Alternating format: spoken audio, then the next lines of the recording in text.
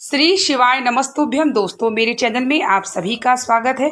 आज हम आपको वीडियो में शेयर करने वाले हैं नवरात्रि की सरल पूजा विधि, जो कि मैं स्वयं करती हूं, अनुष्ठान नहीं करती हूं, क्योंकि अनुष्ठान करने का नियम का पालन करना पड़ता है। और मैं कैसे करती हूं और कौन सा जो है मंत्र और कौन सा जो माता का जो है नाम का पाठ हमें करना चाहिए, जिससे हमें संपूर्ण पाठ का फल भी मिल जाता है और माता रानी की कृपा भी होती है। तो वीडियो के अंत तक ज़रूर बने रहिएगा। तो देखिए, सबसे पहले मैंने यहाँ पे सुबह जो है प्रथम दिन शैलपुत्री का था और माता रानी का। तो सबसे पहले मैं सूर्य भगवान को जल देने के बाद अब नीम के पेड़ में, जैसे कि मैंने आपको पहले भी बताया कि 9 देवी विराजमान होती हैं नीम के पेड़ में। तो सबसे पहले मैं लोटे के जल में अक्षत, लाल पुष्प, लाल चंदन डाल के नीम के पेड़ में जल समर्पित करूँगी, क्योंकि नीम के पेड़ में देवियाँ जो हैं विराजती हैं। और 9 दिन तक हमें माता रानी को जल जरूर समर्पित करना चाहिए।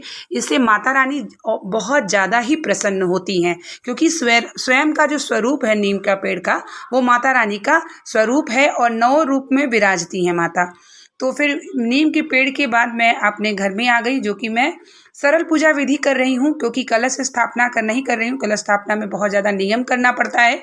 तो सबसे पहले आप इस तरीके का, जैसे कि आप देख रहे हैं, पीढ़ा लगा करके उसके बाद लाल जो है कपड़ा बिछाया जाता है, लाल माता को समर्पित किया जाता है। और फिर सबसे पहले आपने मेरे द्वार पे देखा होगा कि मैंने आम के पत्ते का जो है बंदरवाल जैसा थोड़ा सा रखा हुआ है, क्योंकि आम के पत्ते को ज़रूर रखना चाहिए। फिर माता रानी का इस तरीके से तस्वीर हो, मूर्ति हो, इस तरीके से फिर गंगा जल से स्नान कराने के बाद फिर आसन पे उन्हें बिठाते हैं। इस तरीके से मैं सरल पूजा विधि करती हूँ। जब समय पाती हूँ तो पाठ कर लेती हूँ, क्योंकि सरल जो है अनुष्ठान करने पे क्या होता है, हमें घर के छोड़ के जाना नहीं होता है, तो घर में रहना होता है। बहुत सारी चीज़ें होती हैं कि हमें नियम का पालन, वैसे तो सरल पूजा विधि में भी आप करते हैं तो अच्छा है, लेकिन आप सरल पूजा विधि में ये है कि अगर आपको कोई प्रॉब्लम या कहीं जाना आना है तो आप जा सकते हैं। तो देखिए, यहाँ पे फिर मैं तो माता रानी को जो है सिंह मतलब वस्त्र धारण करा रही हूँ, जो कि मैंने नया लिया था। तो इस तरीके से चुनरी और इन्हें लहंगा जो है धारण करा रही हूँ।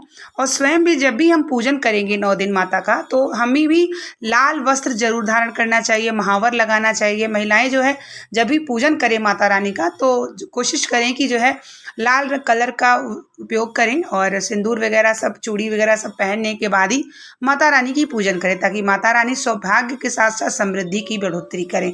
तो जैसे कलश स्थापना हम सभी नहीं करते हैं, तो अपने मन की कामना को करते हुए आप इस तरीके से चुनरी में नारियल को लपेट के और 9 बार आपको मौली को लपेटना होगा। 9 से कम नहीं लपेटना है, क्योंकि 9 बार लपेटेंगे तो माता लक्ष्मी की कृपा होती है। उससे कम लपेटने से लक्ष्मी की कृपा नहीं होती है।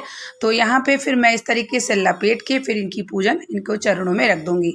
कलश स्थापना मैंने नहीं किया है। जैसे कि आप देख सकते हैं, बहुत सारे लोग हैं जो नौकरी करते हैं, ड्यूटी करते हैं, कोई घर में नहीं होता है कि जैसे अगर घर में बहुत सारे लोग हैं तो कलश स्थापना आपने कर लिया, तो आपके साथ कोई दिक्कत हुई तो अगला देख लिया। लेकिन जहाँ अकेले रहता है इंसान, जहाँ कोई बाहर में रहता है और कोई परिवार का ऐसा सदस्य नहीं है जो कि देख रेख कर पाए कलश स्थापना की और अखंड ज्योत की, तो ऐसे में आप इस तरीके से भी कर सकते हैं माता रानी की पूजन।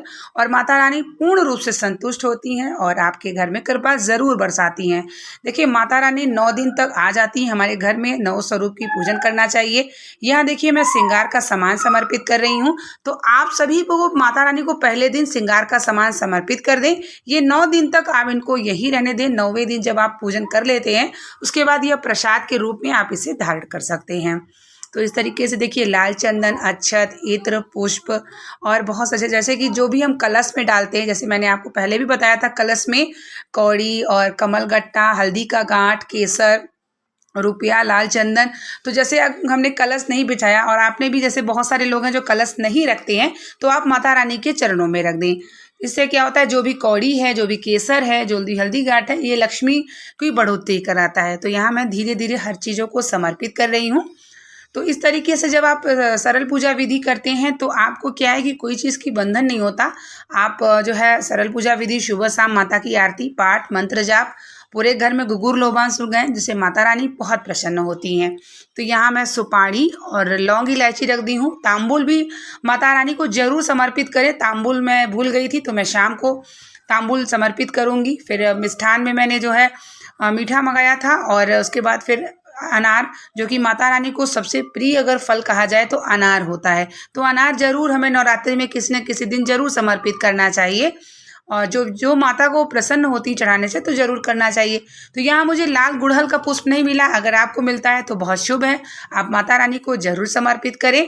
यथासंभव आपके पास जो हो माता रानी को समर्पित करें। अगर उनकी प्रिय चीज़ मिल जाती है तो निश्चित ही समर्पित करें। तो यहाँ मैं दिया जला के इत्र वगैरह लगा के श्रृंगार पूजन भोग हो चुका है। अब मैं इनको दियाबत्ती जलाने के बाद उसके बाद फिर जो है मैं अभी संक्षिप्त पाठ करने के बाद ही फिर समय निकलने के बाद फिर मैं 13 अध्याय भी पढ़ती हूँ। तो जो माता रानी का जो नाम है, नाम का पाठ हमें ज़रूर करना चाहिए। जैसे कि आप सभी देखा हो गया कि जब माता रानी का आप सबसे पहला पाठ स्टार्ट करते हैं तो 108 नाम सबसे पहले होता है। तो आपको सती, साध्वी, भवप्रता, भवानी, भवमोहिनी ऐसे करके दुर्गा सप्तशती का जब आप किताब पढ़ते होंगे तो उसमें लिखा रहता होगा। तो 108 नाम का पाठ आपको दिन में एक बार जरूर करना चाहिए और माता दुर्गा का 32 नाम का स्मरण आपको जरूर करना चाहिए। और आपने तीनों अध्याय किया और आरती कर दी और मंत्र जाप कर दिया तो इतने में भी माता कृपा जरूर करती हैं। जब आप कई नामों का उल्लेख माता का करते हैं, पाठ करते हैं, तो माता जरूर प्रसन्न होती हैं और वह स्थान को छोड़ के नहीं जाती हैं। तो यहाँ देखिए अब मैं पाठ करने शुरू करने वाली हूँ और उसके बाद जैसे ही समय मिलेगा मैं दोपहर या शाम को 13 अध्याय कर लूँगी। तो दुर्गा सप्तशती की किताब में कुछ स्त्रोत ऐसे हैं जो कि हम सभी को ज़्यादा समय नहीं लगता है और सरल पूजा विधि में अगर आप कर लेते हैं तो माता की निश्चित ही कृपा जरूर होती है। इस तरीके से 32 नाम और 108 नाम माता रानी का जरूर पढ़ें।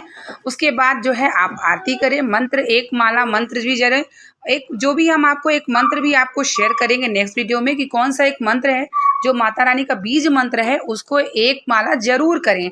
माता रानी का एक मंत्र का माला जरूर करें। उसके बाद आरती करें, क्षमा प्रार्थना करें और इसी तरीके से शाम को भी आप सरल पूजन विधि कर सकते हैं।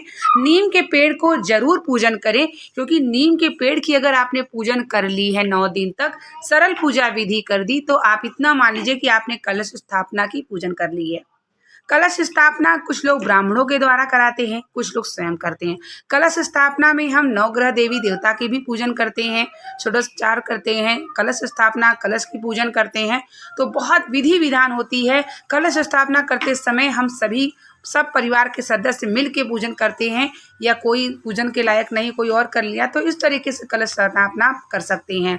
तो यहाँ देखिए जब भी आप माता की आरती करेंगे तो कपूर में 1 लौंग जरूर रखेंगे। माता रानी को लौंग अति प्रिय है। अगर आपके यहाँ जो है नेगेटिव ऊर्जा है और आपने इस तरीके से माता की जब आरती करते हैं कपूर डाल देते हैं और ऐसे आपके बहुत सारे शत्रु हैं, बहुत नेगेटिव पर्सन है तो भी चीज़ें सबसे अच्छी हो जाती है। माता रानी कृपा करती हैं क्योंकि जो उनका लौंग है वह उनका प्रिय भोग है।